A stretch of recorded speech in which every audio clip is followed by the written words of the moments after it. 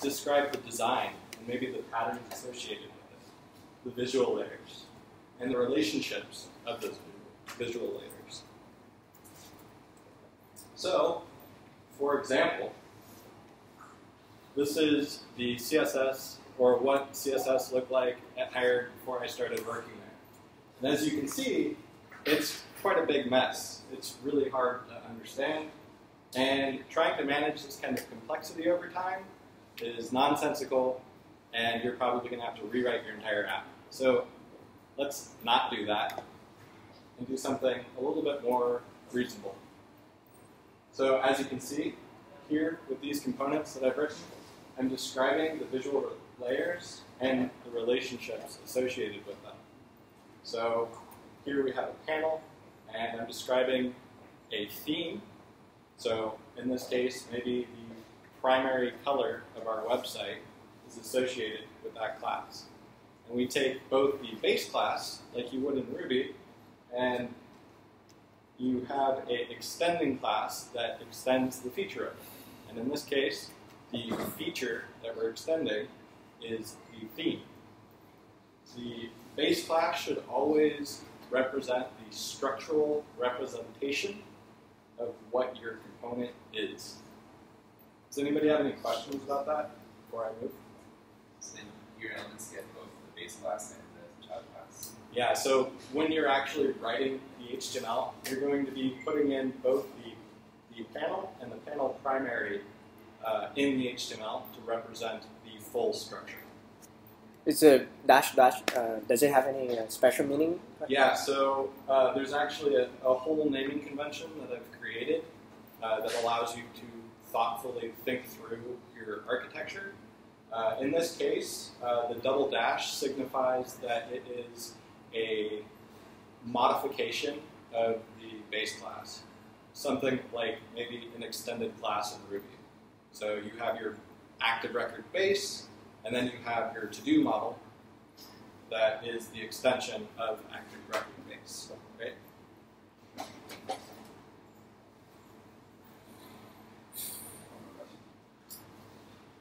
So, okay, go ahead. If you're using something like SAS, so that's, you do still not nest plus selectors to describe that inside the kind of class? There's certain cases where that might make sense. Like, for example, if you're building a CMS and the only control you have in that CMS is being able to style the top-level class name, that's when I would nest selectors, but only when you're placing like that top-level component, because that's the only thing you have control over, right? But in this case, if you have full control, here we're describing the child relationship. So, for example, in Rails, you have fields, and in valid HTML, it's important that you put a div or some paragraph element before you put in the actual input. That does describe a valid form. So you have your form for inside of Rails, then you have a p tag, and then you'll have text field as the method that you're calling in Rails. And so for this case, that p tag would be a field, and then the field meta might be a description describing what the user should do. So maybe you can describe the password needs to be 6 to 12 characters long, and then that would be what field meta is in this case. But we're describing the parent-child relationship here in this naming convention. And you'll also notice that there's only a single dash here. That single dash signifies that it is a child relationship to the base class. And you'll also notice the switch list. Charles, a quick question. Sure. So when you showed the CSS in the past, you also had these ID selectors. How do those, when you're like describing childs like this, that password one might be like a one, might not be a class of things, might have one password field that needs some sort of setting. How does that fit in the parent-child relationship? So generally speaking, I would recommend not using IDs at all. And the reason why is because it promotes reusability. With an ID, you can only have one on the page, and if for some reason in the future your requirements change, you don't have to refactor it at that point. It's just you use it. Yeah, and then also in terms of the naming convention, you'll notice switch list is capitalized as it would be in like a Ruby class situation. So there's kind of these nice visual consistencies here. So these are a couple of the topics that we're going to get into today. Consistency across the entire site. Easy to notice if the design becomes out of sync. Naming conventions for all the things. And we're also going to talk a bit about easily growing into a responsive framework. So, again, everything extends up base style. And you'll see with this button implementation, it is purely structural properties. We're saying, okay, the button will be an inline block button. It's going to be vertically aligned in the middle. The cursor is going to be a pointer, and the padding is 6 pixels top and bottom, and 10 pixels left and right. And then the large is an extension, and we're modifying some of the structural properties. And then we have primary, which mixes in the theme. And we could use all 3 of these variants on top of each other. And that's really nice because if, for example, you have a large button, a small button, a medium button, the theme is abstracted away where you can use any variant in size, and they're completely separate in that case, or in that sense.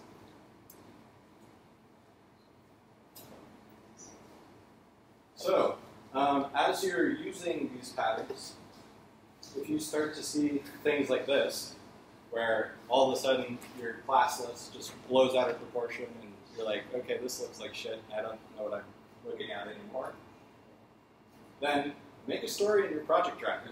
Take some time to actually go back and refactor your code base. Talk with your designer. Update or create the new component yourself.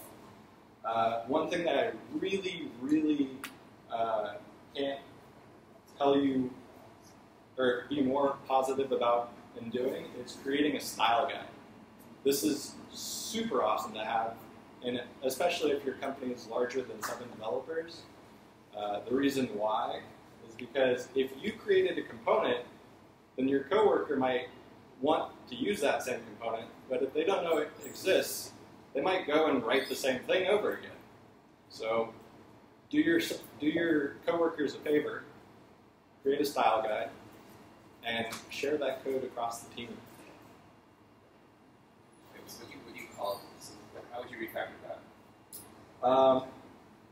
So in this particular case, there's a text uppercase being applied, and then there's a padding horizontal.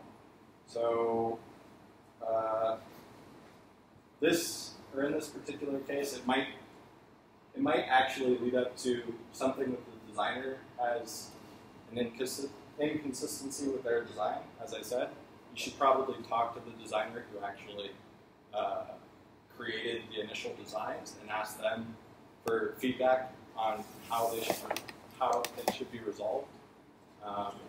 Because generally, when these designers are designing your designs, they have this kind of grand vision about how the entire component architecture was initially created. So in this case, it might just be that you need to refactor button large, or you might need to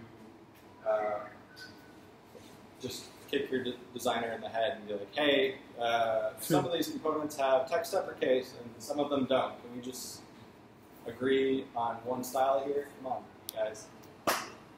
So it's really just about like starting those conversations and keeping consistency across the team.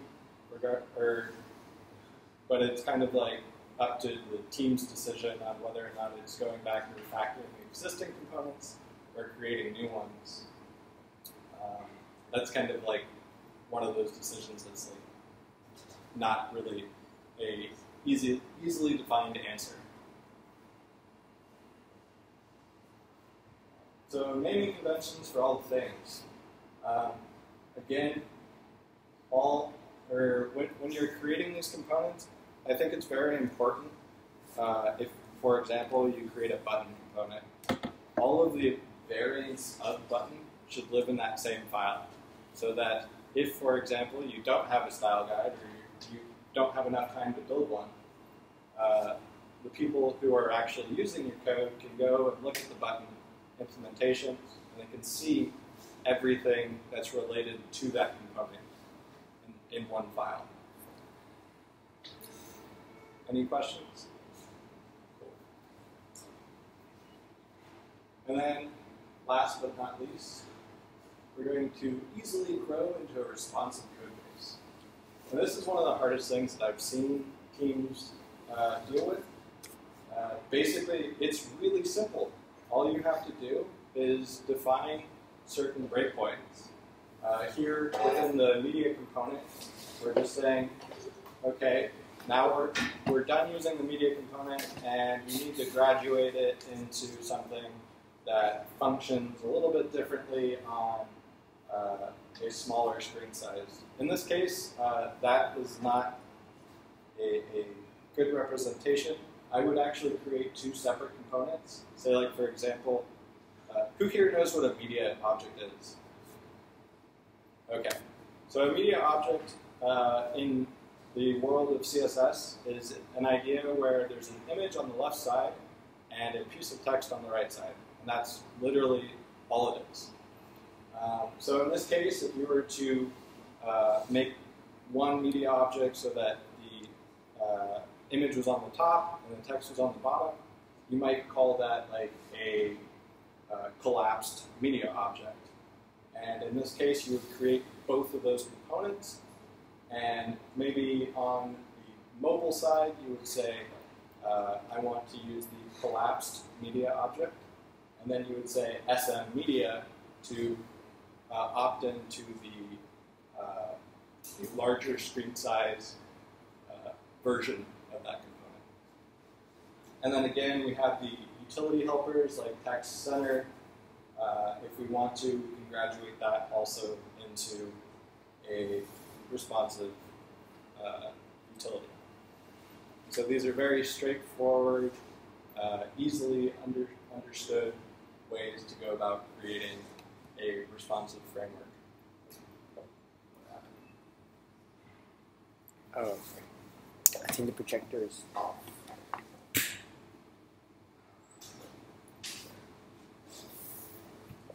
Sorry for the technical difficulties.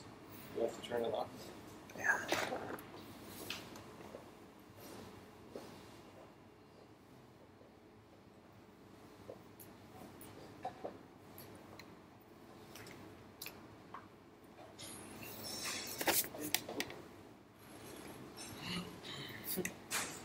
It'll take a while. Yeah.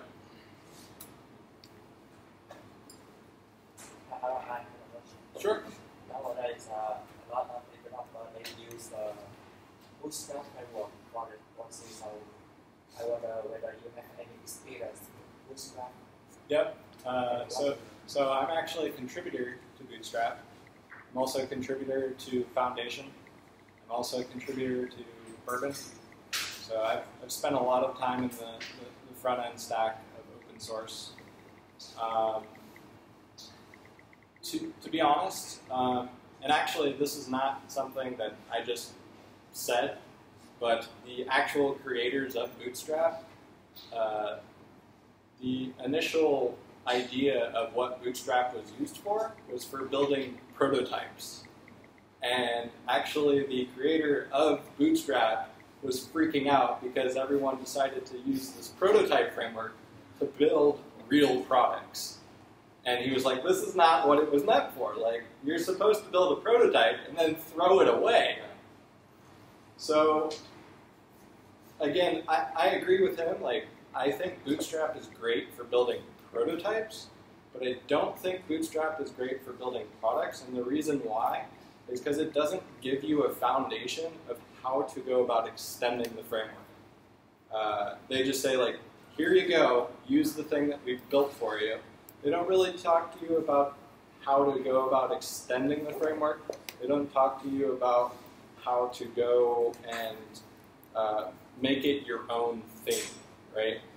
And so as soon as you try to make it your own thing and try to apply it to your business problem, you generally spend a lot of time fighting Bootstrap. There's a lot of things that actually don't really make much sense to me. So for example, Bootstrap has text helpers like text primary. And if you use that text helper, it might work if you put it on a paragraph.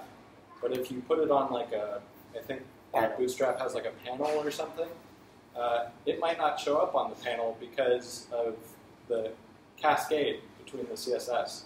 And so what you end up having to do is write a bunch of custom CSS, thus wasting your time, and you're basically re-implementing what Bootstrap has initially already provided for you. And so there's a lot more that I can get into in terms of naming conventions, and we'll dive into that in a second here. Let me see if I can get the display back up. I think it's the settings of the browser. Do you want it? What do you need? 2 screens? Or? Oh no, I just wanted it here. That's a little bit better.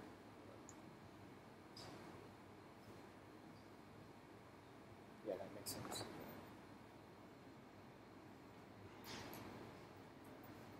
Okay, so you guys are probably wondering,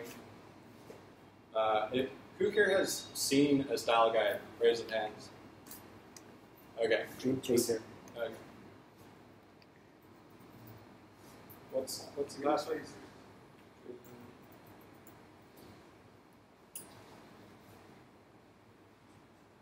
Alright, so for those of you who don't know what Hired is, this is the landing page.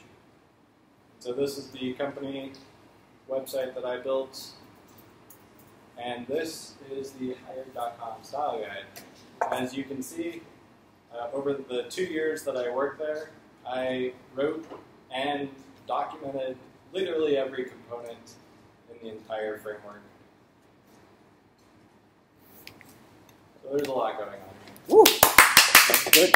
Just a great, huge, yeah, it took a while. comprehensive. Yeah.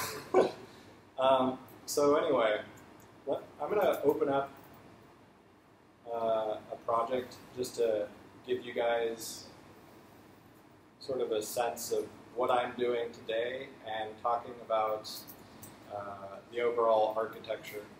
Let's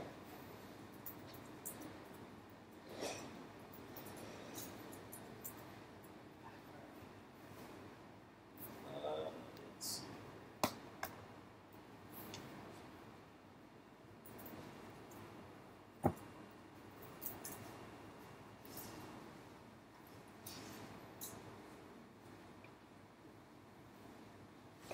Cool, so I'm actually using Sass, and so for everything in Sass, I've got a really small settings file for spacing, and then all of my colors, and that's really all that's going on in the pre-compilation world.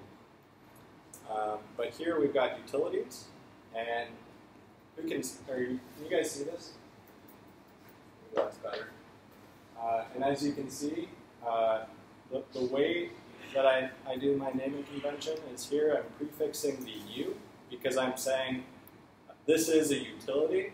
So in the case of Bootstrap, this might be like the text center or text primary, right? But here I'm saying, okay, I want my display to be block. And this is the way that I go about fighting the cascade.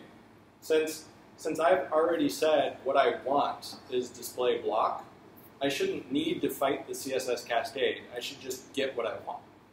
And the way that you solve that problem is by using the tools that CSS has already given you.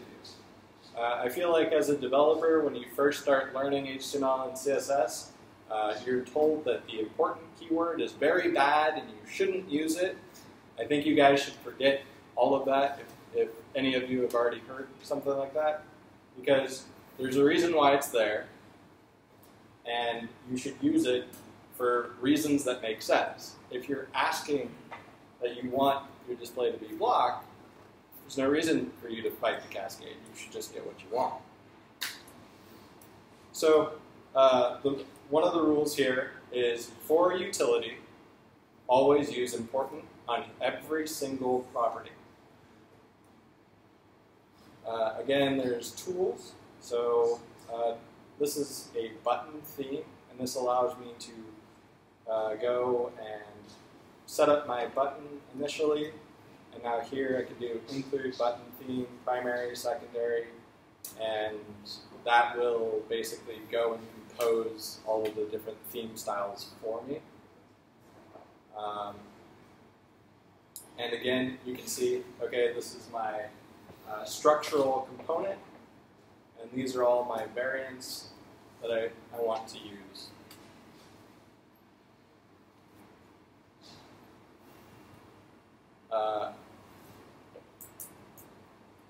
Another really nice thing, when you're building out your code, it's very important that you've got good debugging tools. And so one of the tools that I use is inside of the Chrome developer tools, you do body, star, and then you set an outline, 1 pixel, dotted. And this is really nice because then you can see the visual differences inside of your layout. Sure, everything might be on a white background, but something might be off by 1 pixel. And it's really easy to see that with this kind of tool. So, like you do in Ruby, like Harley did with Awesome Print, he was using the developer tools to debug the code that he was using. With good standardized practices like this, the front end doesn't have to be scary, and it can be as fun and easy to use as you guys are probably used to when you're writing Ruby code. So again, when you're writing components, make sure that everything is very flat, because when things are flat, they're very easy to reason about. If you come into this code base and you want to know something about a particular component, you're going to know exactly where to look, just like inside of Rails. When you create a to-dos controller and you want to know where the index view is, you know to look in app views, to-dos, index.html.erb. That's a convention. So there's no reason why you can't set up conventions like that within your front-end code that allow you to have these separations of concerns and consistency on the front end as well. Cool. Are there any other questions? I have more of a comment than a question. Sure. But I think like when you're learning to program, like somebody's learning Rails, at least when I was learning Rails like 10 years ago, I think that's where it failed me, right? Like, because it's almost like it's just not in the picture at all, right? I mean, like CSS is just somebody else is going to do it for you, right? Right. Like you're a Ruby developer, like, and you can't do anything without this, right? I mean, there is, and I guess there are people that just do the backend, right? Right. Like if you're full stack, this is as much your concern as your active record and all this other stuff. Exactly. Right? But this never gets covered. Right. Right? Like it's just like it doesn't exist. But there's so much depth and so much complexity there, and it's just usually that's why people use Bootstrap and they don't modify it and just throw it in. Like, Right. It becomes the spaghetti code, and you're just like, well, it looks right. Yeah. So this gives you some conventions on how to think about composing your UI, and how other people can come back into your code base and read this and be like, oh, this makes sense, instead of being like, what is this? But this looks like programming, man. Yeah. I mean, so how do so design? So what's the line now between the designer and the programmer, right? So if you're a designer, then you're in for all the JavaScript stuff. You're in for this, right? Right. You also need your old stuff, like all the old skills with Photoshop and all that. I mean, that's a big task. So when I was building Fortitude, when I was working at Hired, I spent probably 6 hours of my day with the designer. I literally just tried to know as much about his thought process as I possibly could so that I could support him in any design decisions that he needed as the lead designer at Hired. And so understanding the complexities and the way that he thought about the design allowed me to compose UI that scaled as the team grew. And so if you start understanding how things are being put together from a designer's perspective, then as a developer, your job is going to be so much easier because you might not know this stuff. And that's the thing, is like, if it's the same thing as like when you first started learning Ruby. Ruby was like, oh, it's this magical thing that I heard about from a friend. And then finally you get into it and start learning the patterns and the practices, and then finally you're like, wow, I'm actually building cool stuff. And really what it comes down to is just taking the time to understand the problems of how you go about solving these things. It's the same thing as when Harley was talking about, like, when you first built the chatbot, you need to know how to communicate with Facebook. Well, the way you communicate with Facebook is through tokens. That's a pattern. And so you understand the underlying patterns of how these things work, and then everything just becomes more or less easy. The trouble is understanding what those patterns are. So I hope this has been very helpful for everybody. This has just been me thinking about this problem for the last 10 years, I guess. And hopefully it will help you in your careers going forward. I still have a question. Sure. Oh, you want to go first? Yeah. I have a question. When you work at Hired, and how can you communicate with the other designer? Do you have any intermediate language so that you and the designer can understand each other? Yeah, it's an interesting question. So if you notice here inside of the code, I've got this thing called a base spacing. And this is probably something that's fairly foreign to both designers and developers. Designers know what it is, but they don't know the language for it.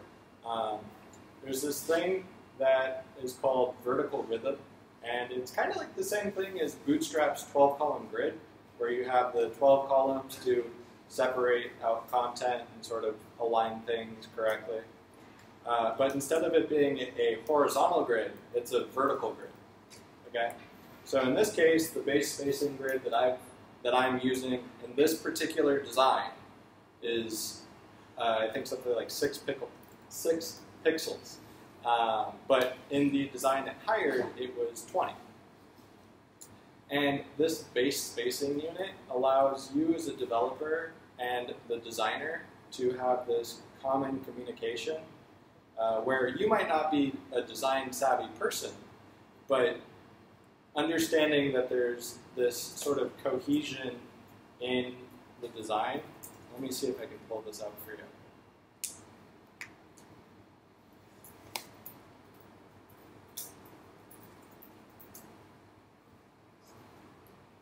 If you use something like the base folded grid here, this is a 24 pixel vertical rhythm grid.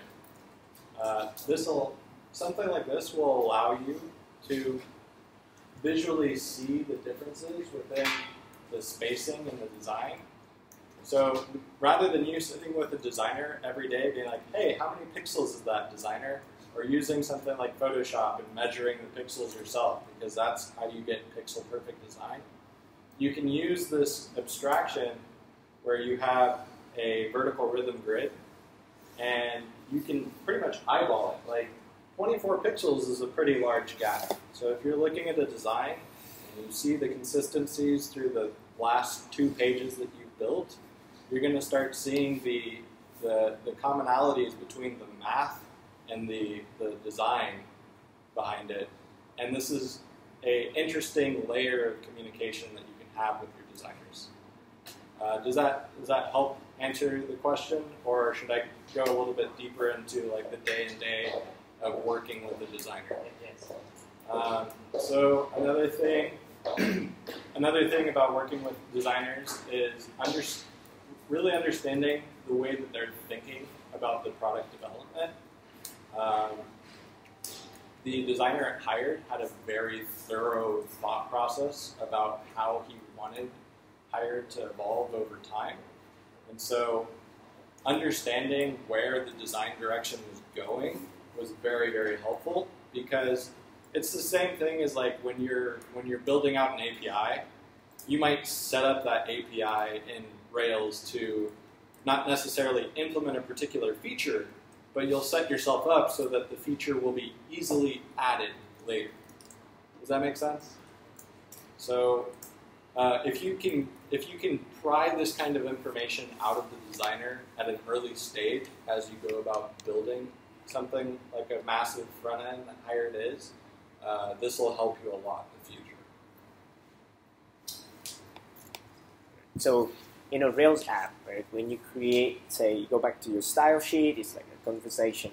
So let's say you have a model conversation, you have a controller conversations, and then normally you have a conversations.javascript and conversation.scss.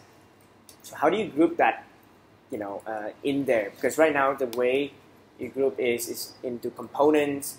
Do you group any CSS in terms of controller namespace at all? So not really, and the reason why is because you don't know the future, and you want to save yourself from refactoring as much as possible. So the reason why I talked about in the slides was to model your components around the visual layers of the design, is because those things that are already in the visual design are concrete.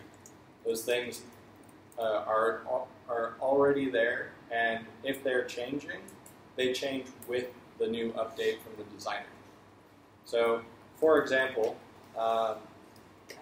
maybe you have a profile page, and that profile page has a panel, and the panel in that particular page is 20 pixels padding on the top and bottom, and 40 pixels on the left and right.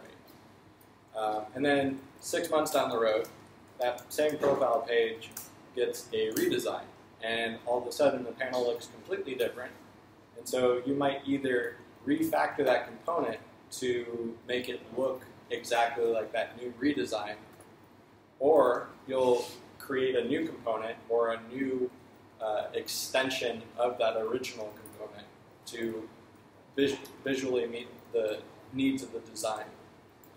And so rather than going back and refactoring it based off of like the controllers and the actual like data layer, you're refactoring it around the actual design, which is what you're implementing in the first place. The designer creates the GUI, and your components represent what that GUI is. And so you should be building these visual components not around the data layer, because that's not what it's related to. The GUI interacts with the data layer, but the GUI itself is a separate beast, so to speak. So what does the style sheet folder look like? Do you have a bunch of underscore files, right? Yeah. And then, so that's the components. What are the main files that include these files? So in my application, CSS, all I'm doing is going through and importing all of the visual components that compose the entire site together. Okay. And one of the really nice things about something like this, if anybody has any React development, this is very similar to how you would go about structuring out your React components. And this is the way that you should probably be thinking about your style development, is build them as you would React components. The React components, you don't call it like a message, I don't know, a index message get request component, right? You call it whatever it is, a hero. You call it a panel. You call it a accordion, right? These are what you would call traditional React components. Right. It's the same sort of mantra. And if you use message or conversation as a class name for on HTML, it's more like you use that for your JavaScript when you update the messages or anything, but you don't use that for CSS. Yeah, and actually that brings up a good thing about. So here we're using the U to prefix a utility. When you're working with JavaScript, if you're not using something like React, but you're using like raw JavaScript or jQuery, and you're hooking into a element, you should prefix everything that you hook into with a JS dash whatever it is. And the reason why is because you're not styling that component, but you're purely using that name as a hook into your JavaScript world. Yeah. Unless you're prototyping. Sure. Sure. On the fly coding, building your messenger bot. That's right. What is your take on the CSS in React? It's like 100 different ways to do it, and it's not clear. It's all opinion. Yeah, so me personally, I'm actually, does anybody here know what Famous is? Famous.js?